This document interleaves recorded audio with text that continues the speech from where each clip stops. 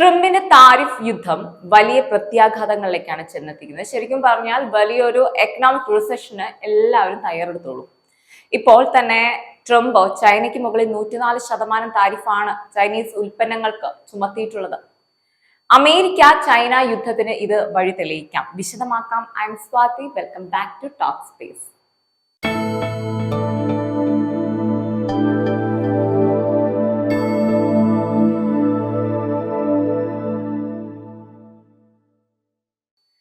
ചൈനയെ സംബന്ധിച്ച് ഇത് വലിയൊരു അടിയാണ് ഉണ്ടായിട്ടുള്ളത്. എക്കണോമിക് കുത്തനെ താഴും. ലക്ഷക്കണക്കിന് ആളുകൾക്ക് ജോലി അവിടെ നഷ്ടമാകും. ട്രംപ് ചൈനയെ ഇല്ലാതാക്കുക എന്ന ലക്ഷ്യം വെച്ചുകൊണ്ട് മാത്രമാണ് മുന്നിട്ടിറങ്ങിയിട്ടുള്ളത്. പക്ഷേ ഒരു കാര്യം നമ്മൾ ഓർക്കണം, ചൈന ഇതിലും വലിയ സാമ്പത്തിക മാന്ദ്യത്തിൽ നിന്നും കരകയറിയ ഒരു രാജ്യമാണ്.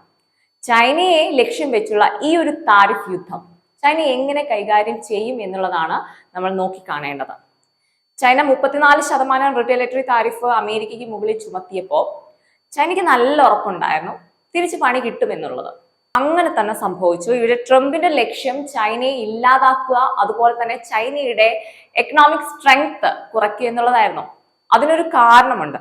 ചൈന അവരുടെ മിലിറ്ററി പവർ കൂട്ടുന്നതിൽ വലിയ രീതിയിലുള്ള അമർഷം ട്രംപിനുണ്ടായിരുന്നു. ഇക്കാര്യം ട്രംപ് ബെഞ്ചമിൻ നെതന്യാഹുവിനോട് സൂചിപ്പിച്ചൊരു കാര്യമാണ്. ചൈനയുടെ ഈ ഒരു ഡിഫൻസ് ബജറ്റ് ഏത് വിധേനയും ഇല്ലാതാക്കും എന്നുള്ളത്.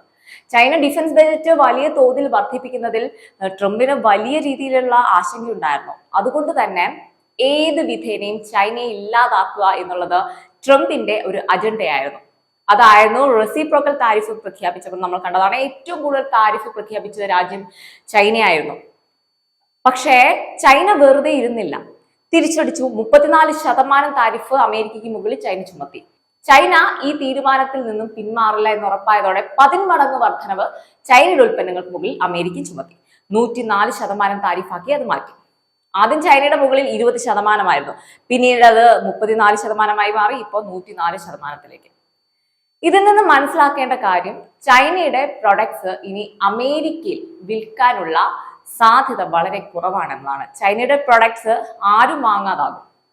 ഇത് ചൈനയ്ക്ക് തിരിച്ചടിയാകും. ഇതാണ് ട്രംപ് സ്വപ്നം കണ്ടത്.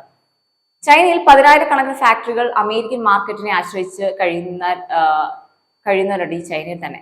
ചൈന അമേരിക്കയുമായി നടത്തുന്നത് 400 ബില്യന്റെ ട്രേഡാണ്. ഇതാണ് ഒറ്റയടിക്ക് ഇല്ലാതാവുന്നത്. സ്വാഭാവികമായിട്ടും ഈ ഫാക്ടറികൾക്കൊക്കെ പ്രതിസന്ധികൾ നേരിടേണ്ടി വരും. ചൈന വിയറ്റ്നാമുമായിട്ട് നല്ല ബന്ധത്തിലാണ്. വിയറ്റ്നാമും ഒരു കമ്മ്യൂണിസ്റ്റ് രാജ്യമാണ്. സ്വാഭാവികമായിട്ട് ചൈനയ്ക്ക് വിയറ്റ്നാം വഴി ചൈനയുടെ ചരക്കുകൾ വിയറ്റ്നാമിലെ പേരിൽ അമേരിക്കയിലേക്ക് എത്തിക്കാമെന്നൊരു ലക്ഷ്യം അവിടെ ഉണ്ടായിരുന്നു. പക്ഷെ ട്രംപ് എന്ത് ചെയ്തു? ഇത് മുൻകൂട്ടി മണത്തറിഞ്ഞു. വിയറ്റ്നാമിൽ നേരെ അടിച്ചു 46%. വിയറ്റ്നാം പറഞ്ഞതാണ്, ഒരു പ്രശ്നത്തിൽ ഞങ്ങൾ വരുന്നില്ല, വേണമെങ്കിൽ 0 താരിഫ് അമേരിക്കയ്ക്ക് നൽകാമെന്ന്. പക്ഷെ അമേരിക്ക അതിന് സമ്മതിച്ചില്ല. കാരണം വിയറ്റ്നാമിനുള്ള വിദ്വേഷം കൊണ്ടൊന്നുമല്ല, പകരം എന്താണ്, ചൈനയ്ക്ക് ഒരു രീതിയിലും വഴി തെളിയിച്ചു കൊടുക്കരുത് എന്നുള്ള നിർബന്ധം അമേരിക്കയ്ക്ക് ഉണ്ടായിരുന്നു. ചൈന എന്തായാലും എത്ര പ്രതിസന്ധി ഘട്ടം വന്നാലും അമേരിക്കയെ നേരിടുക എന്ന ലക്ഷ്യം തന്നെയാണ് ചൈനയ്ക്കുള്ളത്. ചൈനയുടെ ഒരു നിലപാട് എന്താണ് എന്ന് പറഞ്ഞാൽ, അമേരിക്ക ഇല്ലെങ്കിലും ചൈന മുന്നേറും എന്നുള്ളതാണ്. ഇനി എന്തൊക്കെ നീക്കങ്ങൾ അമേരിക്കയുടെ ഭാഗത്തു നിന്നും ഉണ്ടായാലും വിട്ടുകൊടുക്കില്ല എന്ന ഒരു ലക്ഷ്യം വെച്ചുകൊണ്ട് തന്നെയാണ് ചൈന നിൽക്കുന്നത്. ചൈന വിട്ടുകൊടുക്കില്ല എന്നുള്ളത് ഉറപ്പായിട്ടുള്ള കാര്യമാണ്. കാരണം പുതിയൊരു വ്യാപാര ബന്ധങ്ങൾ ചൈനയ്ക്ക് വേണമെങ്കിൽ പകരം സൃഷ്ടിക്കാം.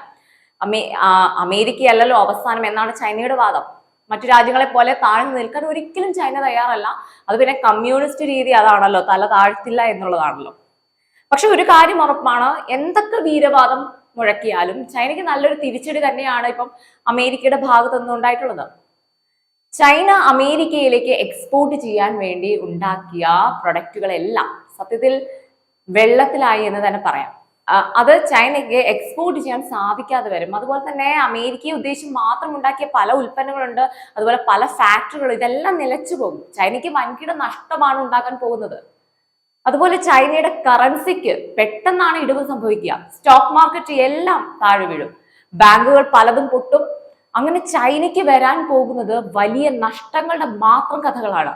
പക്ഷെ ചൈന ഇതെല്ലാം തിരിച്ചറിഞ്ഞിട്ടും ഇതിലൊന്നും തകരില്ല എന്നുള്ള ആത്മവിശ്വാസത്തിൽ തന്നെയാണ് മുന്നോട്ട് പോകുന്നത്. പക്ഷെ ട്രംപ് ഉദ്ദേശിച്ചത് അവിടെ നടന്നു. ചൈനയുടെ എക്കണോമിക് സ്ട്രെങ്തിനെ ബാധിക്കും. അത് ചൈനയുടെ ഡിഫൻസ് ബജറ്റിനെ ബാധിക്കും. ഡിഫൻസ് സ്ട്രെങ്ത് കുറയും. എന്തായാലും ചൈനയുടെ ഇതിനുള്ള പ്രതികാരം ഇനി എന്താകും എന്നുള്ളതാണ് നമ്മൾ കണ്ടറിഞ്ഞേണ്ടത്.